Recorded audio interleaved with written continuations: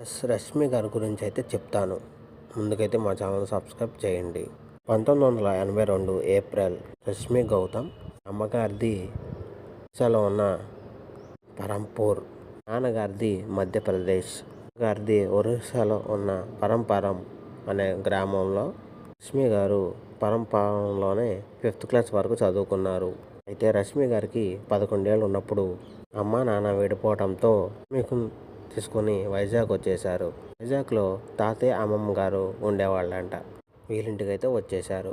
వైజాగ్లో CBSE school 6th class అయితే చదువుకున్నారు. అప్పటి నుంచి తెలుగు రాకపోవడం, చదువుకున్నది ఇంగ్లీష్ మీడియం కావడంతో తెలుగులో ఉన్న ఇంట్లో తాతయ్య, అమ్మమ్మ, పిన్ని వాళ్ళతో మాట్లాడి కొంచెం తెలుగు నేర్చుకున్నారు రష్మిక.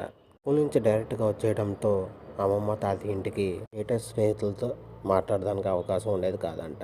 ఇంట్లో ఏ ఫంక్షన్ జరిగినా, ఎవరిదైనా పుట్టినరోజు ఉన్నా రష్మి ముందుండేది, హోస్ట్ చేసేది. అది తర్వాత కాలంలో యాంకర్గా ఉపయోగపడుతుందని రష్మిక అనుకునేది. రష్మి చిన్నప్పటి నుంచి స్పోర్ట్స్ ఆడేవాళ్ళు, స్విమ్మింగ్ చేసేవాళ్ళు. కానీ రష్మి మోడల్ గోల్డ్గా ఉండేవారు. ఇంట్లో ఎవరు ఎదురు చెప్పేవాళ్ళు కాదంట. తాతగారు అల్లరి ముద్దుగా చూసుకునేవాళ్ళు రష్మిని. 9th క్లాస్లో ఉన్నప్పుడు ఏవి అంటే ఇష్టం ఉండడంతో ప్రతిరోజు అద్దం ముందు ఇమిటేట్ చేసేవాళ్ళు. ఆర్ట్స్ ఫుడ్ న్యూట్రిషన్లో డిగ్రీ పూర్తి చేశారు రష్మి. వైజాగ్లో కొన్ని కల్చరల్ ప్రోగ్రామ్స్ పాల్గొన్నప్పుడు అమ్మాయి బాగుందని డైరెక్టర్ శివ, నేను సినిమాలో యాక్టింగ్ చేసే ఉద్దేశం ఉందా అని అడిగాడంట రష్మిని. ఇది సార్ చేస్తాను అని చెప్పిందంట. నెక్స్ట్ సబ్స్క్రైబ్ చేసుకోండి, ఓకేనా.